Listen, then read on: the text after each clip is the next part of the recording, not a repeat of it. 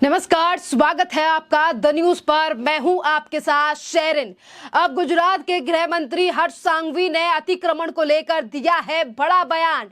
ढा दी गई हैं 108 मज़ारें और अतिक्रमण पर चलता रहेगा ऐसे ही बुलडोजर। पहले उत्तर प्रदेश में सख्त हुआ, उत्तर प्रदेश में योगी सरकार का कानून, जिस तरीके से अतिक्रमण पर उत्तर प्रदेश में चलता है बुलडोजर, और अब यही बुलडोजर जो है वो पूरे देश में बीजेपी शासित राज्यों में दिखाई दे रहा है। जी हां, गुजरात के गृह मंत्री हर्ष सांघवी ने जो है वो अतिक्रमण को लेकर बड़ा बयान दिया है। उन्होंने कहा है कि जबरदस्ती और सरकारी जमीन या फिर हेरा फेरी कर किए गए अतिक्रमण पर बुलडोजर जो है वो चलता ही रहेगा, जिसको लेकर उन्होंने आज गिनवाया भी है कि किस तरीके से 108 मज़ारों के ऊपर जो है वो बुलडोजर से कार्रवाई की गई है। और इसी के साथ देखिए, गुजरात के गृह मंत्री ने यह भी कहा है कि गुजरात में अभी तक 108 अवैध मज़ारों को जो है वो जमीनों जब्त कर दिया गया है।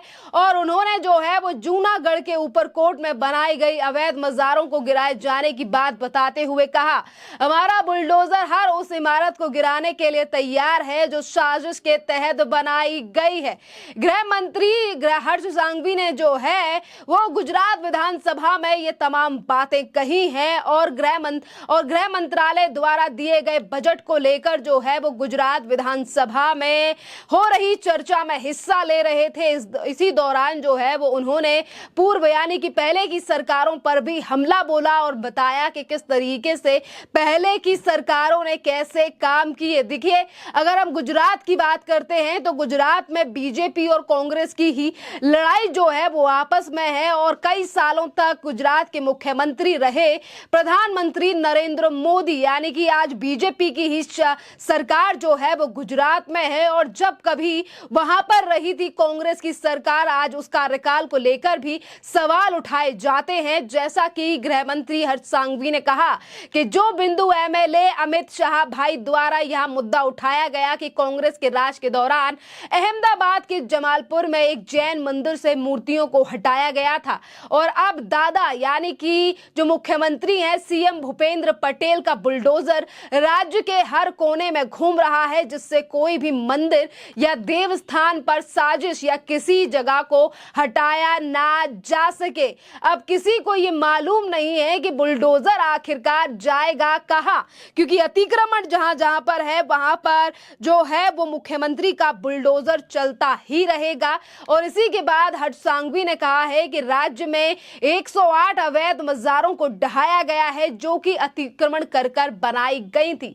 मंत्री हर्ष सांघवी ने यह भी कहा कि अब तक 108 मज़ार गिराई गई हैं और राज्य की संपत्तियों को मुक्त कराया गया है। सोमनाथ के पास किए गए अवैध कब्जे को भी हटाया गया है। दादा का बुलडोजर यानी कि मुख्यमंत्री का बुलडोजर जो है वो 20 फीट चौड़ी गली और 80 मीटर चौड़े रोड में भी घुस सकता है। यानी कि जो बड़े मज़ारें या फिर बड़ी बिल्डिंगें बनाकर बैठे हैं वो ये ना सोचें कि अतिक्रमण जो है वो सिर्फ झुग्गी झोपड़ी या फिर छोटे कच्चे मकान ही डालकर किया जा सकता है। यहाँ सीधा संकेत जो है वो गृह मंत्री के द्वारा दे दिया गया है कि बुलडोजर ऐसा है जो बड़ी गलियों में भी जा सकता है। इसी दौरान उन्होंने जूनागढ़ के ऊपर कोट किले में बनाई गई अवैध मज़ारों के गिराए जाने की बात भी कही है। और इसी के साथ उन्होंने ये भी कहा है कि कोई नहीं जानता कि ऊपर कोट में कितनी मज़ारें कहां से आई हैं, इतनी जल्दी मज़ारें आखिरकार कैसे बन सकती हैं। और देखिए, पहले भी जो है वो जूनागढ़ किले के पास से हटवाई गई थी मज़ारें, क्योंकि 2023 मई में जब राज्य सरकार ने जूनागढ़ के इस किले में सैकड़ों अवैध मज़ारों को जो है वो जमीनों जब्त किया था, इस दौरान कुछ इमारतें भी यहां पर गिराई गई थी। और इस किले की सरकार यानी कि इस किले की सरकार ने जो है वो 74 करोड़ रुपए की लागत से मरम्मत भी करवाई थी। यानी कि जूनागढ़ किला एक ऐसा किला है जो कि एक टूरिस्ट प्लेस है, और यहीं पर जिस तरीके से अतिक्रमण बढ़ता जा रहा था उस पर कार्रवाई करके जो है वो जूनागढ़ किले की दीवारों की मरम्मत में भी 74 करोड़ रुपया लगाया गया है राज्य सरकार के द्वारा। और जब यहाँ पर मज़ारों पर जो है वो एक्शन लिया गया था उस समय पर भी एक विशेष समुदाय के द्वारा जो है वो यहाँ पर प्रदर्शन किया गया था। था।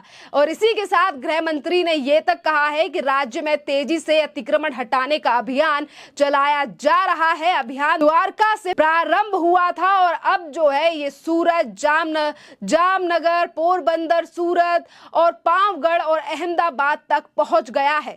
उन्होंने अपने भाषण के दौरान राज्य में नवरात्रि के दौरान रात भर गरबा को अनुमति दिए जाने की बात कही है और कहा है कि अगर मेरे राज्य के लोग गरबा नहीं करेंगे तो क्या पाकिस्तान करेगा।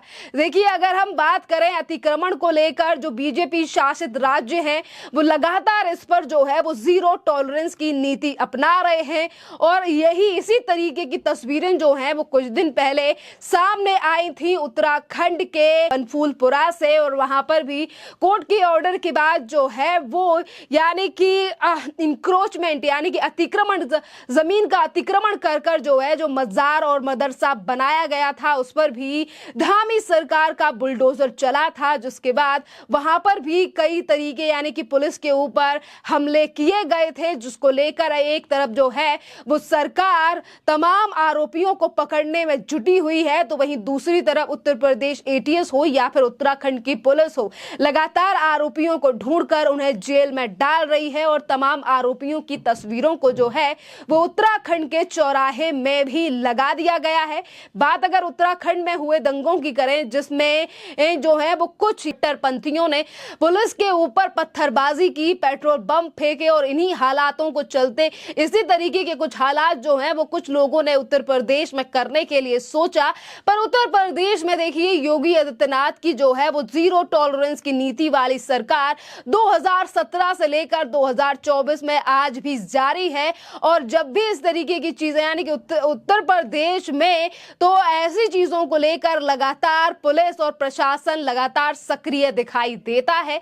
और बात करें हम अगर अतिक्रमण के ऊपर बुलडोजर की, तो ये मॉडल जो है वो उत्तर प्रदेश से ही शुरू हुआ है। जिस तरीके से माफिया, गुंडे या फिर कभी किसी पार्टियों का हिस्सा रहे या एमपी एमएलए रहे नेताओं ने जो सरकारी जमीन या गरीबों की जमीन पर कब्जा कर बनाए थे महल या फिर मजार, उन सब पर बुलडोजर चलाने का काम जो है वो सबसे पहले उत्तर प्रदेश के प्रशासन से इसकी शुरुआत हुई। और उत्तर प्रदेश के बाद ये मॉडल पहुंचा मध्य प्रदेश, और मध्य प्रदेश के बाद अब सीधा उत्तराखंड, और उत्तराखंड के बाद अब इसी तरीके की तस्वीरें जो हैं वो सामने आ रही हैं गुजरात से। जिस तरीके से वहां के गृह मंत्री ने साफ कहा है अपने भाषण में कि अभी तक जो है वो 108 मजारों यानी कि अतिक्रमण करके बनाई गई मजारों को ढहा दिया गया है, और अब ये बुलडोजर भी जारी रहेगा।